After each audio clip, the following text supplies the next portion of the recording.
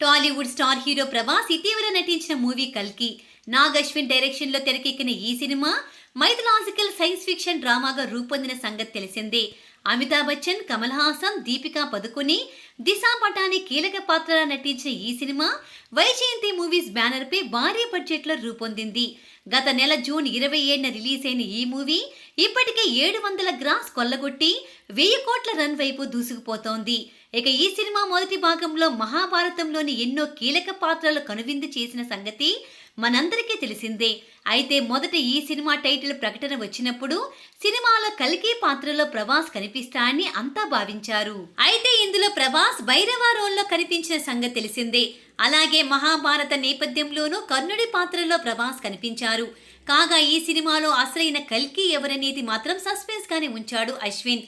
కల్కి యూనివర్స్ లో భాగంగా పలు సినిమాలు రానున్న సంగతి తెలిసిందే. ఇక ఇప్పటికే కల్కి 2ను అఫీషియల్ గా వెల్లడించారు. ఈ సినిమాకు సంబంధించిన షూటింగ్ 60% పూర్తయిందని, ఇక వచ్చే ఏడాది జూన్ లోపు సినిమాను రిలీజ్ చేసేందుకు ప్రయత్నిస్తామని చెప్పుకొచ్చారు.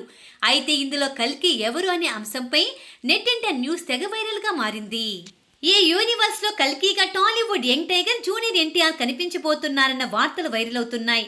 అంతేకాదు ఎన్టీఆర్ లాంటి స్టార్ హీరో కల్కి పాత్రలో నటిస్తున్నాడనే వార్త అభిమానుల్లో గూస్ బంప్స్ తెప్పిస్తోంది. ఆయనతో పాటు పలువురు స్టార్ హీరోస్ ఇతర కీలక పాత్రల్లో కనిపించనున్నారట. అదే జరిగితే బాక్సాఫీస్ బ్లాస్ట్ పక్కా అనడంలో అతిశయోక్తి లేదు. మొదటి భాగమే 1000 కోట్ల గ్రాస్ కలెక్ట్ చేయడం ఖాయమంటూ ట్రేడ్ వర్గాలు చెబుతున్నాయి. ఇక రెండో భాగానికి తారక్ లాంటి స్టార్ సెలబ్రిటీస్ యాడ్ అయితే ఎన్ని కోట్లు కలెక్ట్ చేస్తుందో ఊహకు అందదు.